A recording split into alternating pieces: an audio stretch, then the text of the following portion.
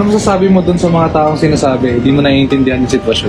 Hindi ko talaga naiintindihan yung sitwasyon mo. Wala akong pakialam sa'yo. Bakit? I have my own problems. Wala nga akong pamilya eh. Imagine mo, galing ako ng pagbabarker ng jeep, galing ako ng pagko-construction, galing ako ng pagjajaryo bote ng 18 anyos ako.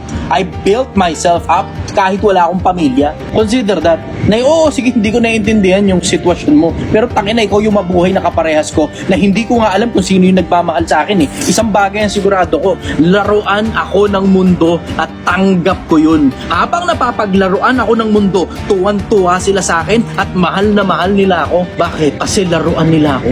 Ano ibig sabihin? Hindi ako pwedeng mawalan ng pakinabang. Dahil the sooner na mawalan ako ng pakinabang, alam kong itatapon na ako ng mundo. At bakit ako itatapon? Kasi sira na ako. Hindi na ako laruan, basura na ako. Na oo, hindi ko naiintindihan kung ano kalagayan mo. Pero isang bagay ang sigurado ko sa'yo. Merong mas worse kesa sa'yo na hindi nag-iisip magpakamatay at nag-iisip maging mayaman para makatulong sa kapwa-tao nila na katulad din nila.